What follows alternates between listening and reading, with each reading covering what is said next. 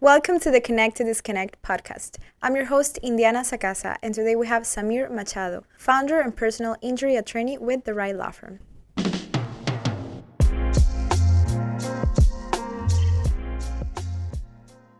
Hello, welcome to Connect to Disconnect podcast.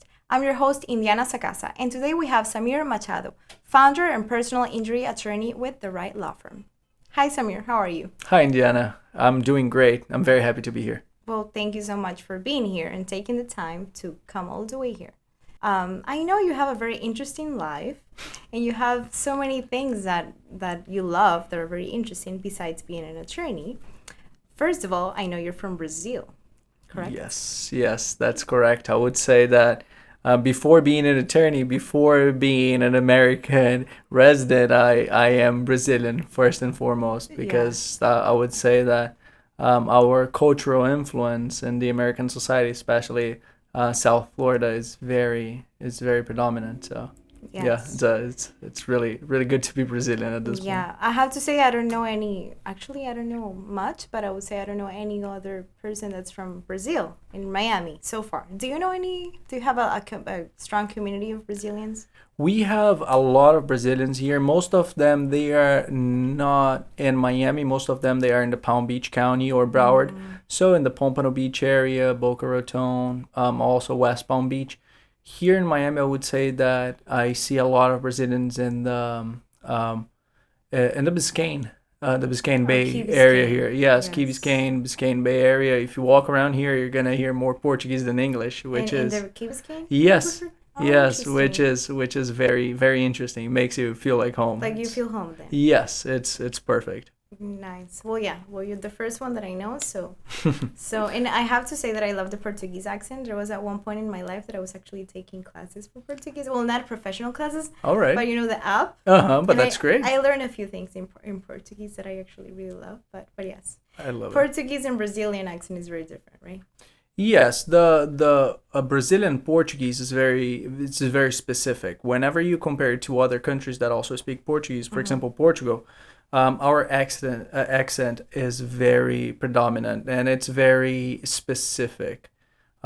We use words and slangs that you can't hear anywhere else because Brazil is so diverse and it is has such an immense territory that you can hear all types of accents within the country, which is very interesting. I mean, it's one of the most biggest countries in the world. Yes, I mean you have the biggest in the South America, right, for territory, and I think that we are the fifth in the world for territory I too. believe so. Yes. Okay, so could you tell us a little bit more about yourself, like your culture, Brazil, and I don't know, something about yourself that you would like to share? Well, I would say that something about myself. I would say a signature is that I am obsessed with the things that I love, Okay. right? So I always take care of the people that I love, and at the same time, I take care of my clients. But that's something that even before they were clients, right? When I was a kid, I always cared about people, and I always wanted to take care of them. And I think that I found through the legal field the opportunity to do so because most of the careers they allow some kind of care, right? For example, the medical field, but you can only help one person at a time, let's say it that way. Whereas in the legal field, for example, I can structure companies, make sure that thousands of people are employed, make sure that the economy is growing, and at the same time making a difference in the society, which only exists based in the law. So that's something that always fascinates me. So, Okay. yeah. So making the difference in changing someone else's life. Would you Yes. say you have passion for that? Yes, I love doing that, and I think that that's why even with the long hours and the amount of stress that we handle in the legal field, I can still do it because it's something that I wake up wanting to do every day. It's not something that it's a burden to me. Correct. It's not like something like, oh my God, I have to wake up and do this. Exactly. But it's in you, so it's natural. Yeah, it's not a job. It's who I It's am. not a job. Well, Yes. that they say if you work in something that you love, it's never a job, right? Yes, or you will never love that thing again. That's what they say too. One or the other. One or the One other. or the other, correct. Yes, but I'll tell you that it's inevitable. I have tried to work in other fields, not only in the legal field, but I'm always dragged back to it because it's the opportunity that I have to help people, and at the same time to use our communication skills to change people's lives. Love it. Yeah. I know, since you're so passionate, like being an attorney, when did you had the feeling that you wanted to become an attorney? So, all right, I'm biased because my mom always pushed for it, knowing that she's an attorney. She has been an attorney for more than 40 years now. Okay. She's extremely successful, built a strong law firm in Brazil, and she's brilliant. Together, of course, with my dad and my sister. I'm blessed Your with. dad and your sisters also. They are not lawyers, Okay. but my dad, yes, my dad started law school, but switched it to towards engineering. Okay. And he's more, I would say, a logical person instead of the analogic mind that we have. Mm-hmm. And my sister, she is also in the legal field with me now. She's part of my of Machado Global, my second law firm. Okay. And she is my chief operations officer. She is by far, I would say, the most brilliant person that I've ever met, and at the same the time, brilliant of the family. yes, Most she got the brains of the whole Okay. family. She's brilliant, and besides that, she's by far the most organized person I've ever met. Okay. So she's in the right position for it. But what age do you think you were like, you know what, I think I want to become an attorney? Because most of us, we go through life, we go like, oh, what am I going to, I don't even know what to go to school for. Mm-hmm. And then you just choose something to pass, to have your graduate in undergrad. Yeah. And then did you happen to know like at a young age, or what will you say, at what age you knew? I would say that there were two moments in my life that I came up to that conclusion. It wasn't even a decision. It was more towards a conclusion because I analyzed all the opportunities and the paths that I could follow. And that one was the most reasonable. The first time that happened was when I was, I think, 12 or 13, that I participated in a mock trial at the school in Brazil. And I was a prosecutor in this mock trial. And I was very young. I mean, I 12. I knew I barely knew anything about the law, but I understood the power behind it, and I understood how influential I could be, and if I had that position in real life. So that thing stick to my mind, right? And then I grew up to love cars in general and racing, and I wanted to become a professional race car driver since that early age. But it's not something common, at least not for my family in Brazil. I don't have any other racers in my family in Brazil. So by the age of, I would say 16, I explained that to my mother, who was an attorney. Okay. And of course, she could convince me of the legal field being a better option. And she explained that to me, that through the legal field, I would possibly achieve the career within motorsports in parallel, which I have been doing. Okay. So I think I'll give that to her. She was right once again. So, But yeah. so we can say that you had a conflict when you were 15 or something. Yes, You're definitely. like, which option do I choose? Become an attorney or become a professional car racer? Exactly. But it's really difficult because it's something that you need to start at a very young age. If you do not do so, you're really behind. Most of the race car drivers, the professional ones, they start at 4 or 5 years old. So they're racing go-karts. Oh my God, 4 or 5 years old? Yes, they're racing go-karts their whole lives. Okay. Most of the Formula One drivers nowadays, they achieve Formula One, which is the pinnacle of racing, by the age of 17, 18 years old. So by the Wow. age that I actually was about to make that decision to They already start have- investing it, I was already so behind that it wouldn't be feasible to try and leave out of that. Wow. Right. So, and I always liked the legal field anyway. So I guess that I just needed a little push. Yeah. So we can say that you're grateful that your mother is also an attorney because you had the right, she told you the right words. Yeah, right? she You had the right advice. I mean, I wasn't the first person that she convinced, and probably not the last. So What do you say do you have some traits of your mom, like some personality traits or characteristics? it's funny because if you're ever introduced to my other It's family like- members, which would be a pleasure, they would tell you that I am the male version of my mother.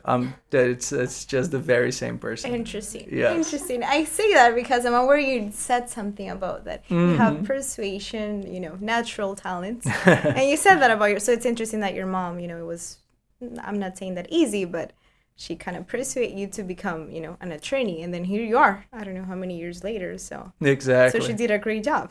She did a great. Yeah. Thank you to Samir's mom. She couldn't be prouder. She couldn't She be could, prouder. and well, Yes. that's amazing. And she's still an attorney, right? She's still an attorney, but nowadays she's very selective with the cases that she handles. Right now, she tries to enjoy life a little bit. Mm-hmm. I have pushed her a lot to do that because she refuses to To do so. enjoy life? Because she loves the legal Work? field. She loves working. That's her Interesting. passion. The same way that I love motorsports, she loves the law. Okay. So Wow. work is her passion. It's her mission, is like her purpose in life. Exactly. So for her, it's very pleasing to talk and discuss and analyze those legal matters, right? Wow. It's very interesting. I have to say that you have a lot of your mom then. There you go.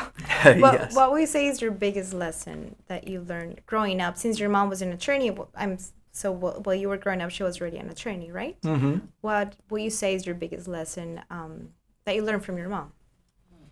I would say that it is that if you put something to your mind, you will execute it. Mm-hmm. There's nothing in this world that will block you from doing so. You're gonna exhaust your ways of achieving that. And I have followed that, and my I would say my whole family follows that principle. My dad is very, very much like that too. So is my sister.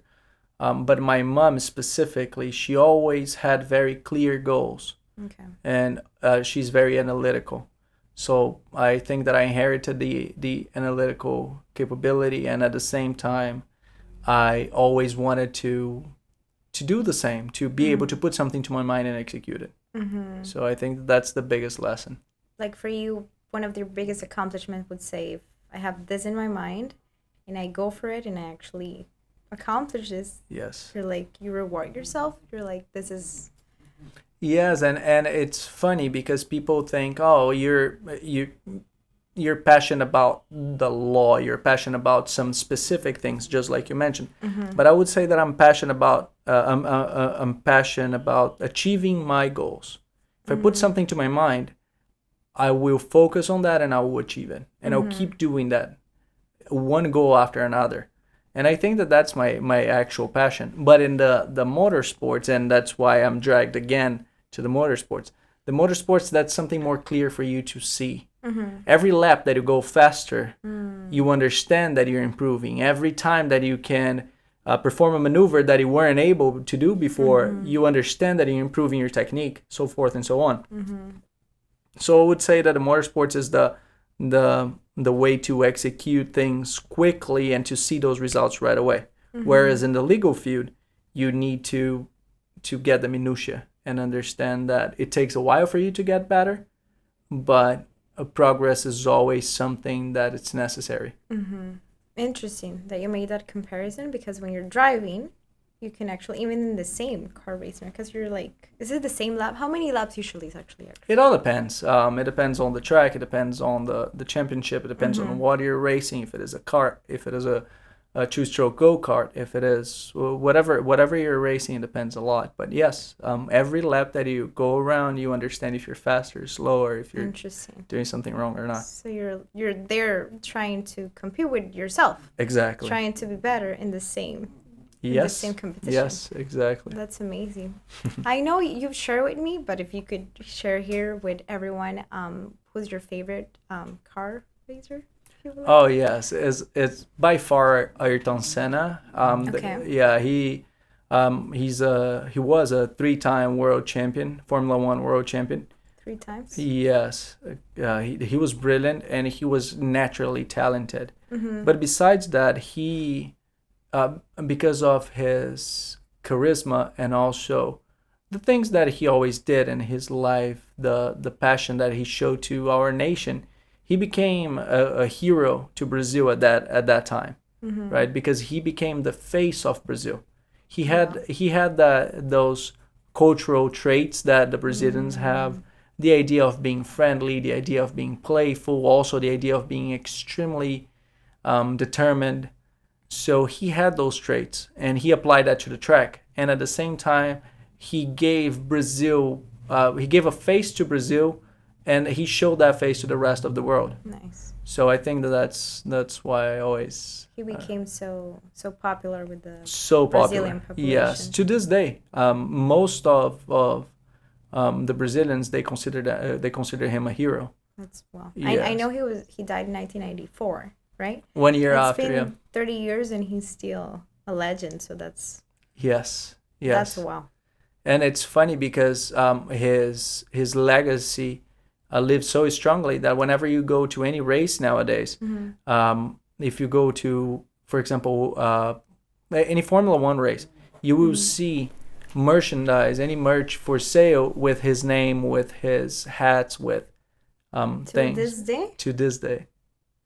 they He's- have merchandise of him? They do the same hat that he was used to Oh my wear, God, wow. and a bunch of other signature items. So yes, his name, definitely his legacy lives to this day. I was gonna ask you how you got to met him since you were a baby, I'm guessing. But of course, he's a Yes. legend in Brazil. So Yes, I mean, and I was always interested by the more analogic vehicles. Back in the day, you wouldn't have so much influence of technology in the cars in general, right? Nowadays, the cars are extremely technological, so it's different. But back in the day, when he was racing, you would be just you and the machine, and no ABS, no traction control, no nothing. It was pure racing. So I grew up watching those old races instead because they were more interesting for me. wow. Yeah. And do you remember like the first moment that you went either to a car racing like activity, or that you were like, I want to do this, or that you told your family, or how did I'm guessing you have a moment. I don't know if you remember.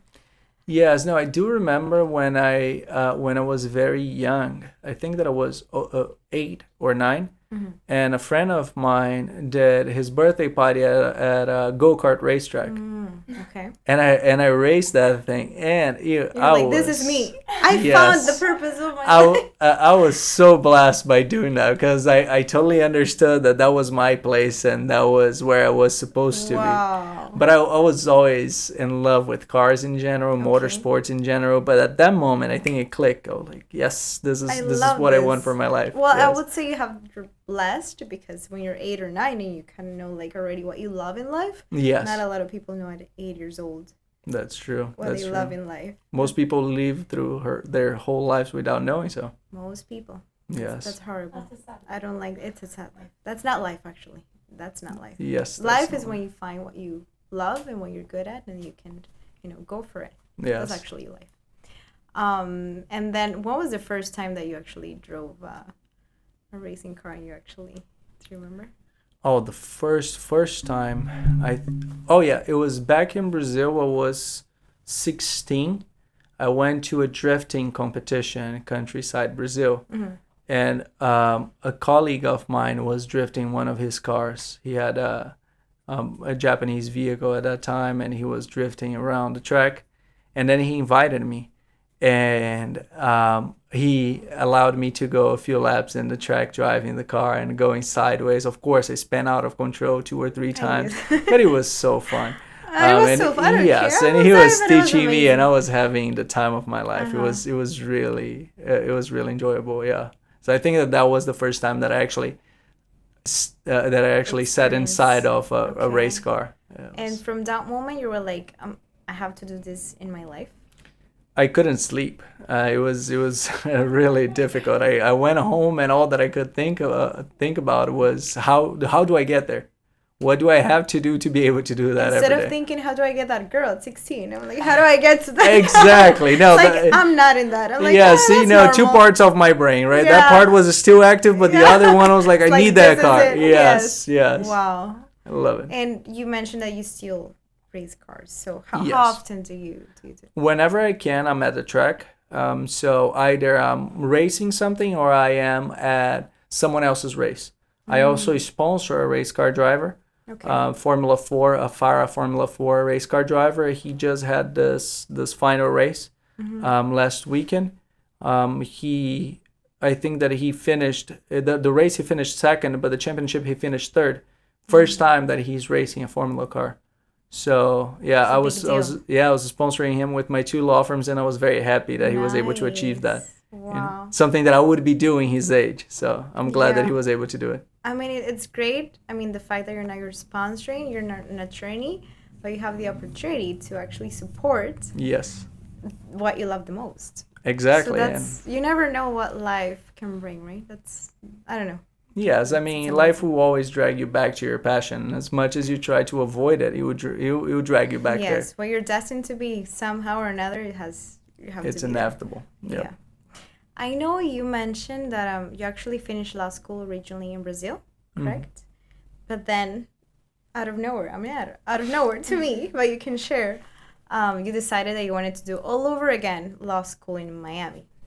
Yes. So what happened was I finished law school in Brazil, and I was already working in the legal field. So law school in Brazil is 5 years, right? Okay. So I was already working in the legal field for those 5 years because I was working It's for the law firm of my family since the first year of law school. since the first year you were working with your families. Yes. And Since 17, since I was over 17. there, so it's 5 years of law school. Do you have to do an undergrad? No, you don't. Oh, you You just don't. have to be able to pass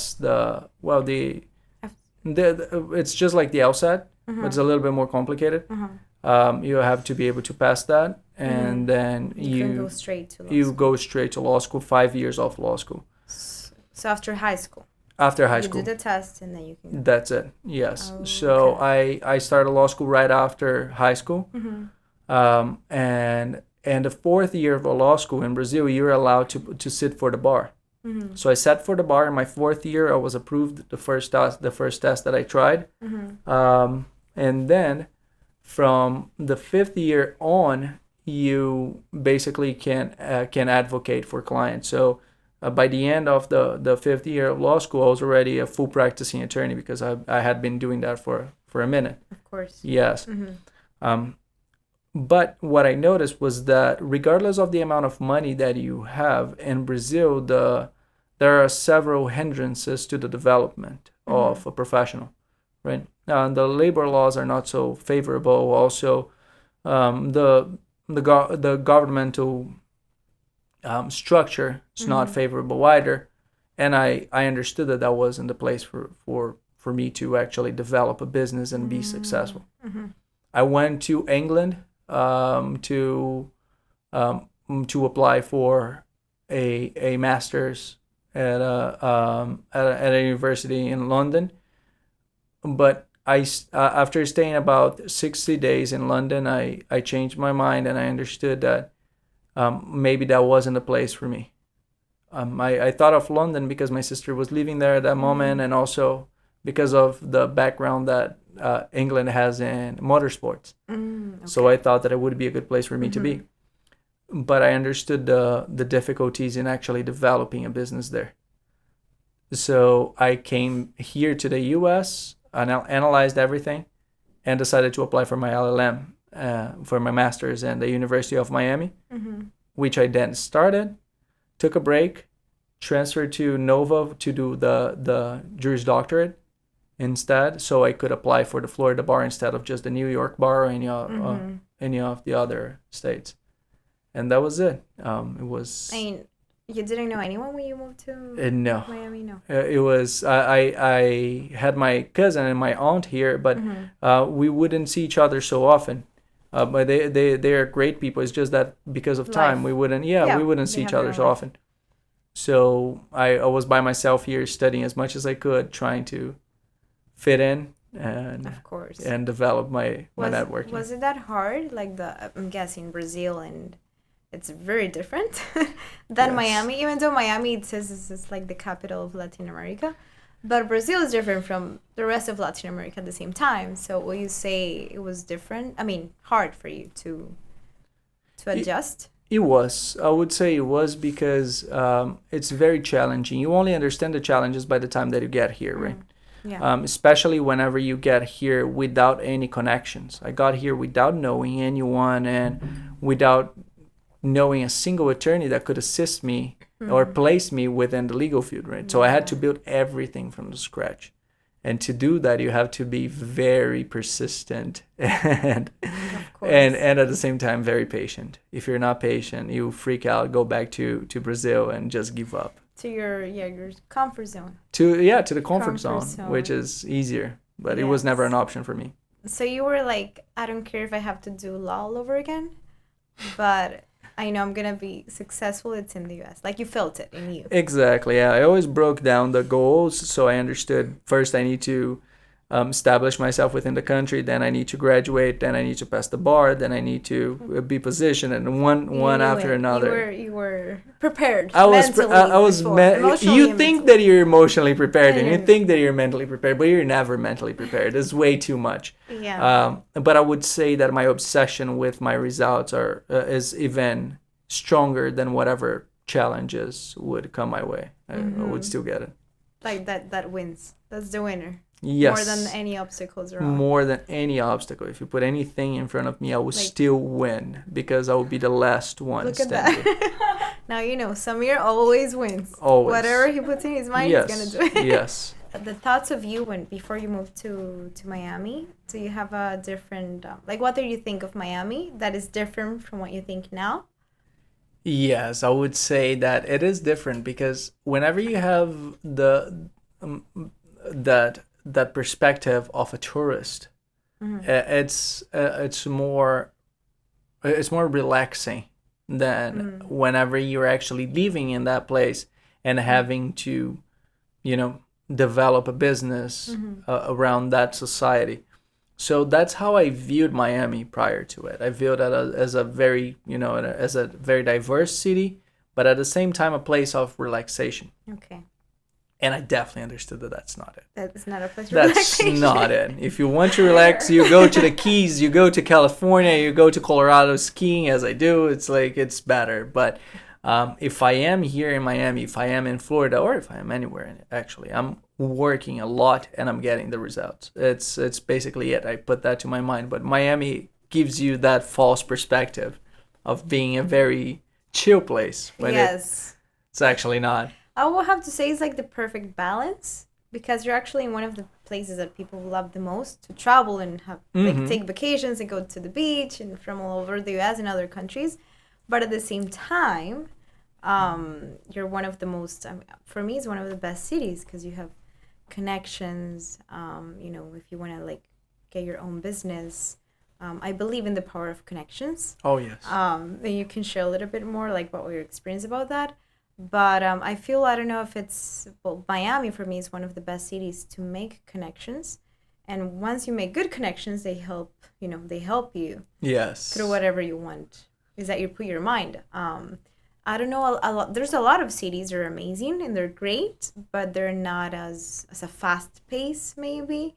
Or here, I believe we have everything. It's like if you're in almost every area that you're interested at, if you hang out with the right people, you are able to achieve what you have in mind. That's true. There's other cities that I know they're more complex to do that.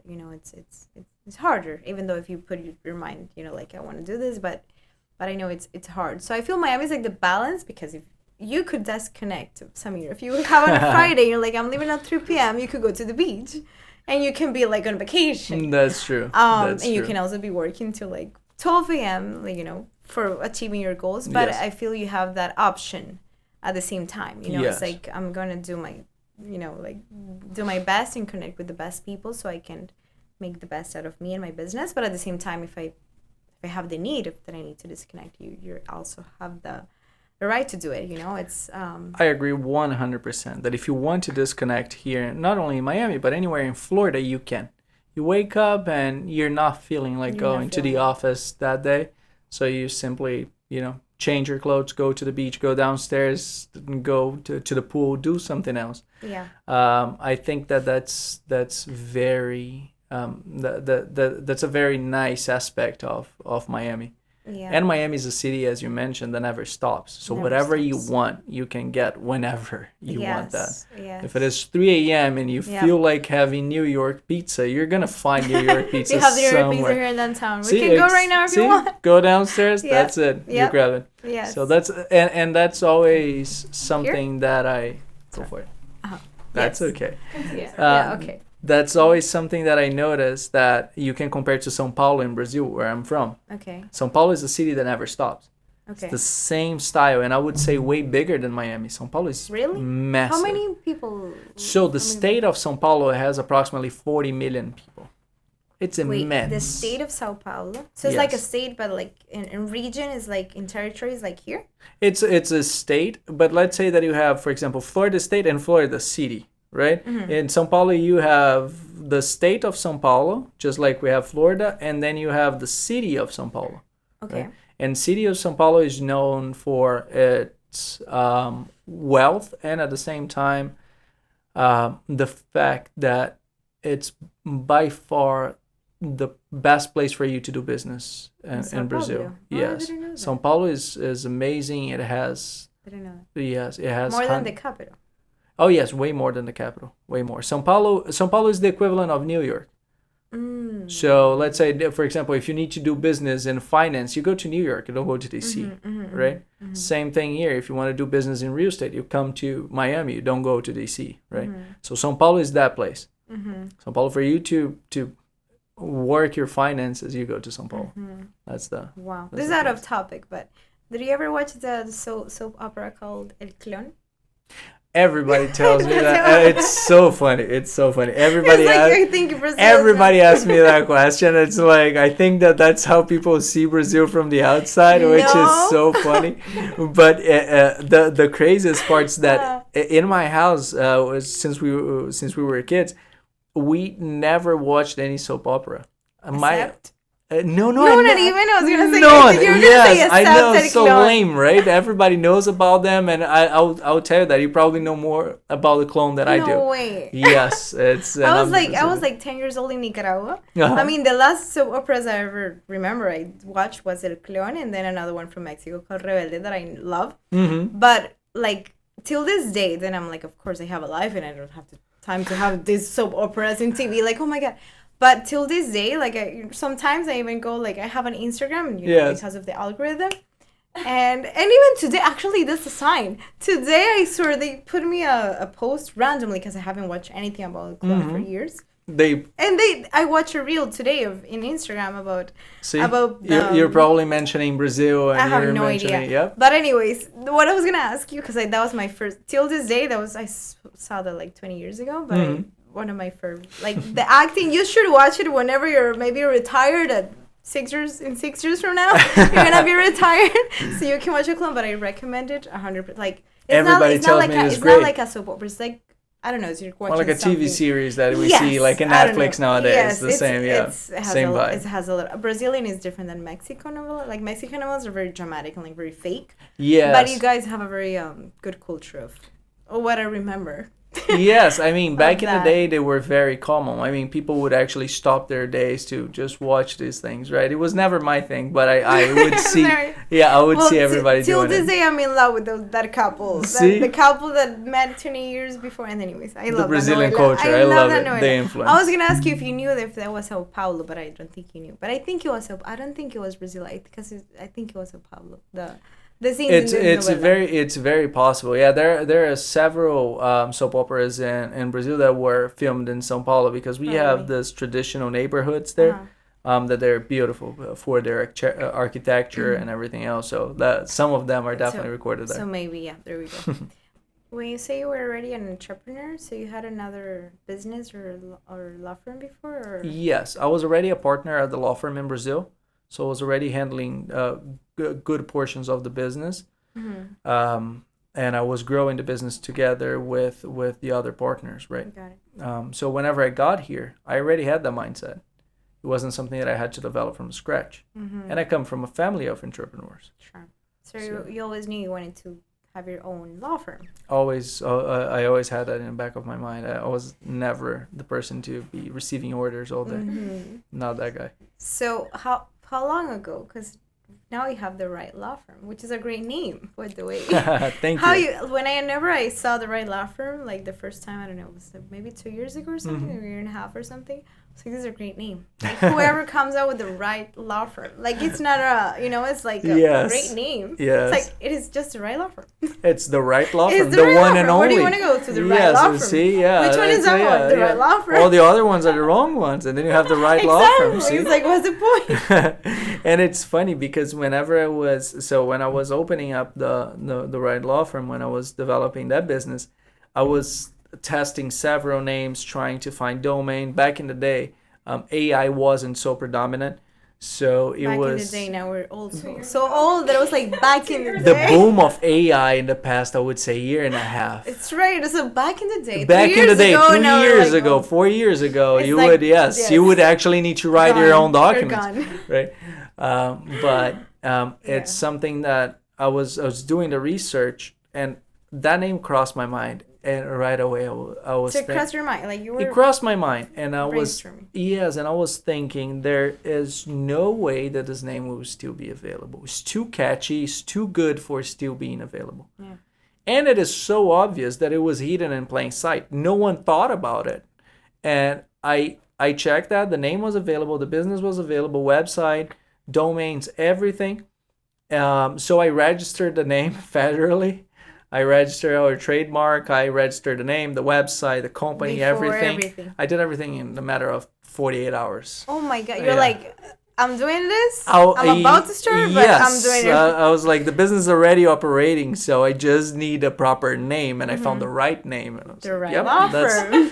way The to right go. law firm. Yes, yes. Oh my God! So you were still working with your business partner when you came up with the idea? Like, you know what? We're gonna. Yes, we were already getting together with some paperwork and working a few cases together, but it was very amateur at that point. And I told him that we needed. I'm very organized when it comes to my businesses, so I wanted to have that well aligned before we took any further steps. And that's what I did. I organized everything, keep organizing to this day, but I wanted to have established business before taking any further steps. A month ago, we were about to do the interview first at podcast. That was like, wow, I didn't know that about you, that you practice law in Portugal, Brazil, and then Florida. Of course, I knew you're from Brazil and you practice law here, but you told me you still do it till today. So how do you handle that? Like, for me, it doesn't make it. I mean, one thing is that you do it in 3 states. Okay, Georgia, Texas, Florida. Yes. Okay, it's kind of like, okay, you do it, you're busy, but it's like almost.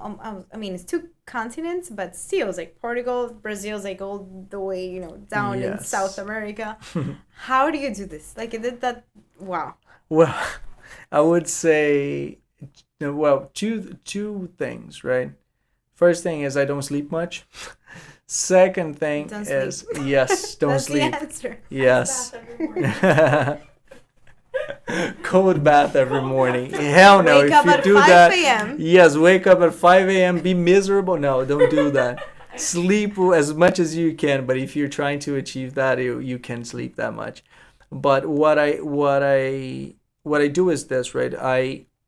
I try to be as organized as I possibly can, and I have competent people working with me. That makes a whole lot of difference because, for example, if I call anyone from my team at Machado Global Law, they will pick up the phone right away. If you call them right now, they will pick up. If I call someone at the right law firm, they will pick up the phone right away. If I call my law firm in Brazil, they will pick up the phone and you will have someone assisting you. So I will be there to handle all the legal matters, but at the same time, I have a whole support team that will make sure that the needs of my clients are at least heard before the legal intervention is necessary. So I make sure that everything is organized and also that people are receiving the attention that they need. So whenever someone calls me, they will listen to my voice. So you do personal injury here in Florida, and then what about Portugal and Brazil? Portugal and Brazil. So Brazil, I do corporate law and immigration to the United States, and same thing with Portugal. Brazil, I do the commercial part. Portugal, I do the immigration part, and also I do immigration between U.S. and Brazil. Is there a lot of people in Portugal that want to come to the US? I would say entrepreneurs. Most of the entrepreneurs in Portugal, they see that it is An more opportunity. profitable. Yes, it is more profitable to develop the business here due to the growing economy, than it is in the Europe, in the European continent in general. Yes. I mean, Europe is it's amazing for its culture, for its environment, for its people. But when it comes to developing business, I truly believe that the U.S. is the best place to be still. No, I believe it too. I was just in Spain, well, 4 days ago, I believe. Yes. I have two of my best friends actually live in Madrid now, and I had, the opportunity to talk to them. Yes. And I love Spain because I love, like, I love walking everywhere, that part of the culture and part of life. But it's interesting because I lived there in Barcelona like a few years ago, and now I am there and I love it, but I don't see myself there at this point of my life. And maybe it's because I'm more driven and passionate of achieving things, and I feel Europe or Spain in this aspect. It's a beautiful way of life, but it's harder to, if you have some goals in your life that you want to achieve. It's like it takes more steps to Yes. to go for them. And here, I don't know. I feel Miami. To me, we're blessed. I feel Yes. Miami is a blessing to be here. It is. I think that the only thing that we lack here is culture. Culture. Culture is definitely something that bothers me, the lack thereof, I would say. Especially in Florida. Okay. Some other states you have access to culture in an easier way. Florida, I think that we are very limited. And whenever you go, for example, here you have some food festivals. In Europe, you go to museums to see artwork that you never see anywhere else, and pretty unique things for free. So free. it makes no sense for me to pay $20 to go to the garlic festival instead of instead of Or the seeing Food the and Wine Rosetta Festival. Stone in London. No, it's So true. for free.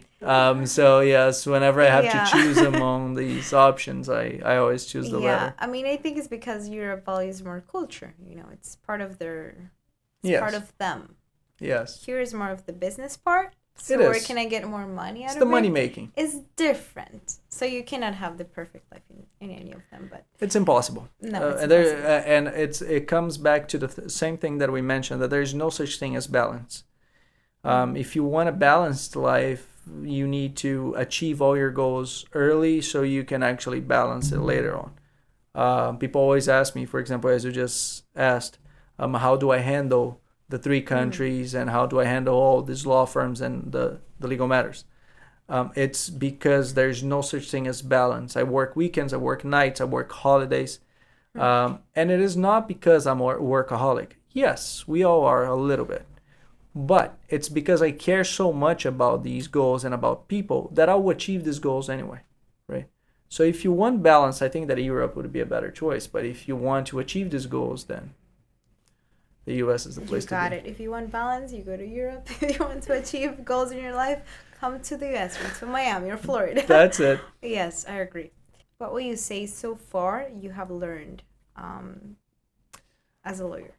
It's a very humbling lesson, as the idea that you never know enough.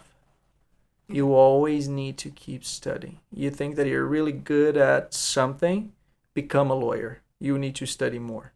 Every day that goes by, I still learn. In the three countries, there will always be something that will pop up, and I will take a second look at it because I don't think that I know enough. And even if you're working in the area for so long, there's always room to improve, which fascinates me.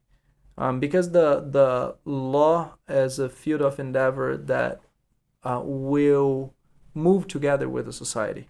So as society evolves, so must you, so you can keep up.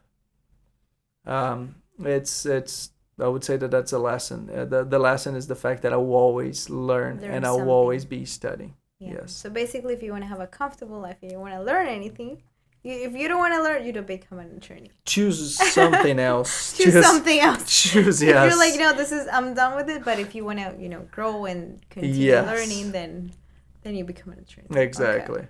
And what will you say is your so far your biggest life lesson, or you can say share multiple, not only one. I would say that the main one, to answer your question, the main one is that we have nothing but time. And it took me a while to understand that, because we do tend to believe that we have a lot of time, endless time, and we don't. All of a sudden, you move to another country, and 7 years go by, 3 years without seeing your family. Some days you think that you just spend another night at the office, and then just another night, and all of a sudden it's been 3 weeks. Your family is an hour away now because they're visiting and you haven't stopped by. So I think that that's the biggest lesson that life has taught me. I've tried to absorb it as much as I can, but I am kind of hard-headed sometimes. I'm still focused on my goals. Time never comes back. But there's the only thing that we ever have. Time. It's time. We have nothing but it. Yes, time. Yes. Yeah.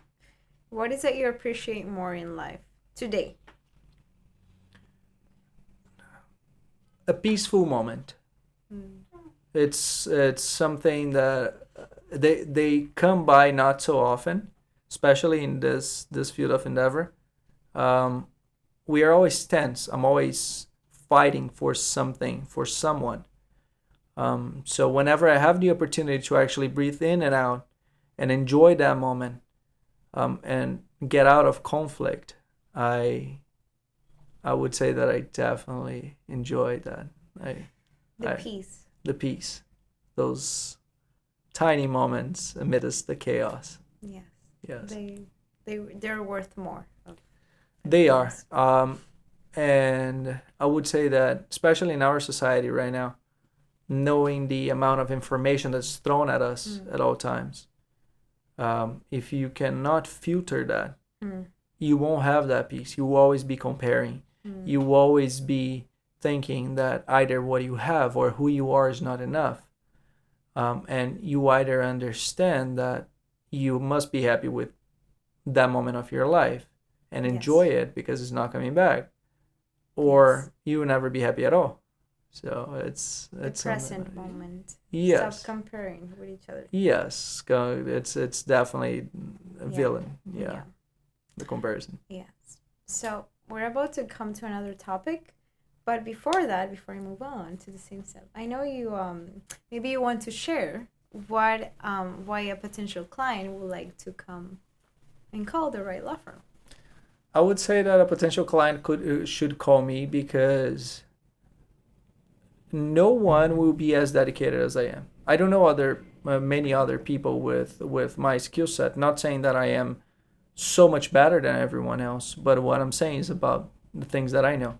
And what I know is that if a client calls me at midnight, at 1 a.m. someone else at my team will be handling that matter.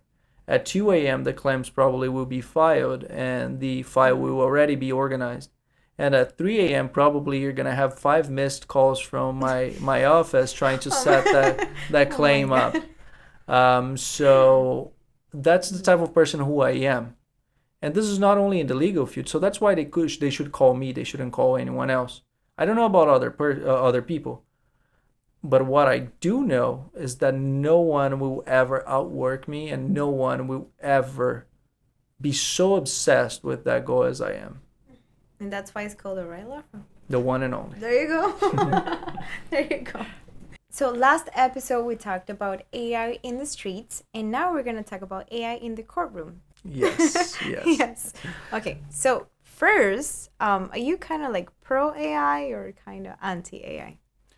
I would say that I'm right in between. It's really difficult. I see its strong points, but I also see its weaknesses.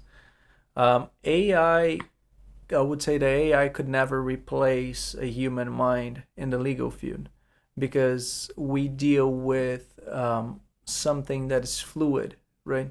such as people's personality and how to negotiate cases and things in that sense. So not every case is the same. The arguments that need to apply to each case, they change, right? I don't think that when it comes to AI in the legal field, to be specific, we would be able to solely trust AI. So Yeah. you're like kind of. I'm in between. Okay. Some tasks of a law firm, I see that AI can be implemented as I have done with mine. For example, generating forms, um, updating documents, proofreading documents, things in that sense, right? But not for legal search, not for legal writing, not for the arguments itself, right? It can help you with clerical things, such as gathering information for a client, getting a police report, getting medical records, things in that sense, right? That will be effective in the legal field, but not directly the legal career. So you're coming to an interesting aspect because there's been some reports that of false citations, in court rooms, that they just use AI to get some, I'm guessing, some cases that kind of like corroborate the a specific case that they're Yes. and then it's actually not valid. Not a valid one, and that sometimes it's ChatGPT or so on that comes out with these cases that are like they're false, they're not actually accurate, and they're come into trouble because they show this in court. Yes, and it's not exactly. real information. And that's why the attorney's job is to make sure that everything is reviewed and everything is actually ready to go before filing that. It's something that we have been improving every day at my law firm. We make sure that everything not only goes through our attorneys, but also we have the paralegals well trained to be able to draft some initial drafts. And then it comes the layer of the lawyer to be able to analyze those documents and make sure they're good to go. So I understand the danger of trusting AI. You cannot blindly do so. And especially it's brandly new. It's like what, less than 2 years or 2 years? Exactly. So No, it's growing rapidly, but we are very new to this technology. Yeah. Right. At least in the legal field, I believe that soon enough we will have some softwares that will be applicable, and we will be use them more broadly. But so far, it's too new. It's too new, and we're dealing with humans. We're not dealing with machines. It's not that you're, I don't know, building up a piece of art like this. It's not something that it will simply create through AI, send to a computer, and the computer will develop that piece, right? A piece of metal or that, or whatever part you're thinking. If you're thinking about tangible things, now thinking about our field of endeavor, we're thinking about handling people's lives, their necessities, their difficulties, and I don't believe that any machine can properly interpret that. Especially empathetic, right? Exactly. We humans have something that machines don't have. Yes, and understanding the client's necessities, because sometimes the machine will understand what's the best for the case, but not always the best for the case is what your client wants. I have several clients that sometimes they don't want to move forward with the litigation part of the case, so they decide to settle the case faster instead of litigating the case for a year or two to obtain a bigger result. But if you ask a computer that, the computer will say that the best course of action is to actually litigate that to full force. Of course, what makes more sense in numbers. Yes. Correct. Yeah. Yes. How do you think will AI affect the personal injury world?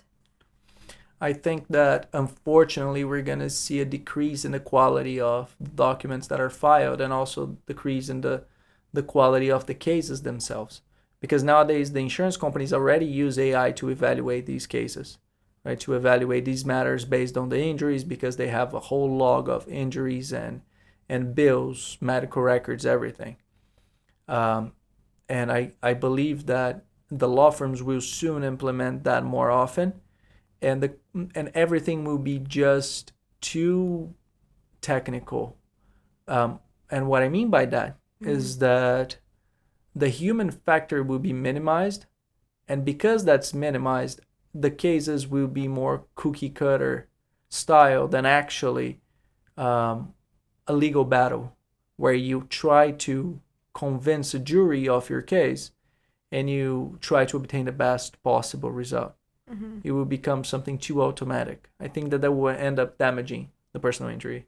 When do you think this will become to this? Like, well, how we near? have seen the development of barely having any AI available to the general public in the past 2 years to the society where we are right now, in which pretty much everyone uses AI in their That's crazy, right? daily lives. Yeah.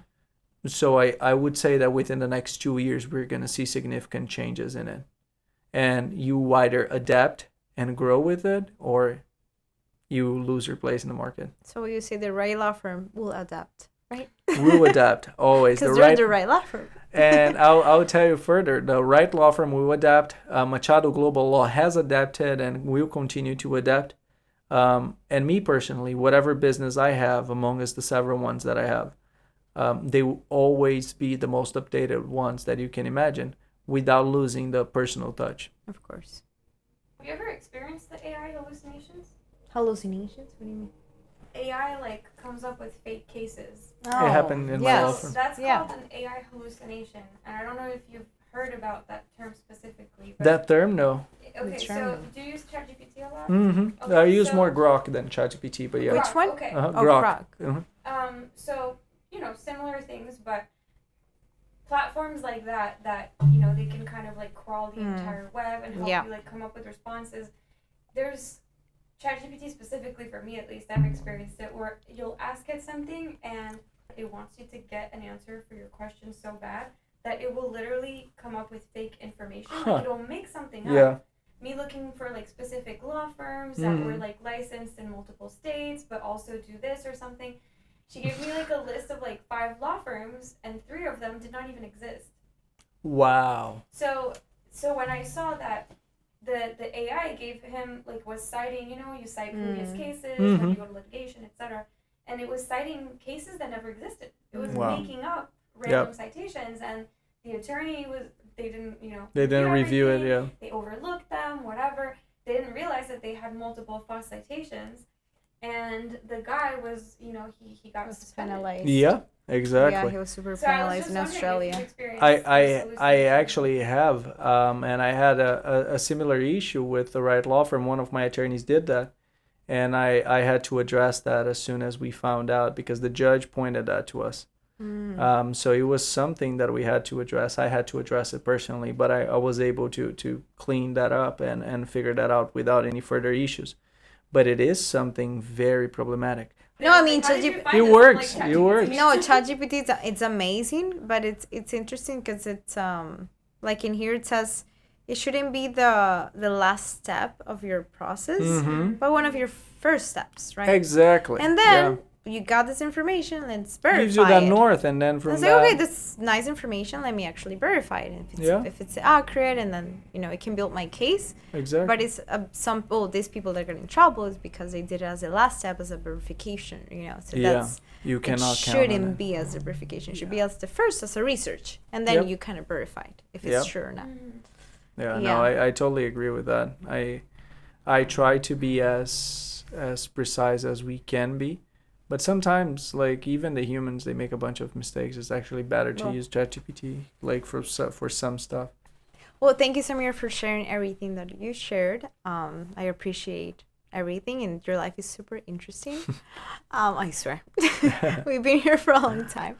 But now that you're here in CONNEQT, could you tell me a little bit about, like, what do you think about CONNEQT with your experience with us? I have told you that before, and I'll keep saying it. I really like CONNEQT, and I like to work with you guys, mainly because of you guys are always on top of your tasks and the projects that we work together.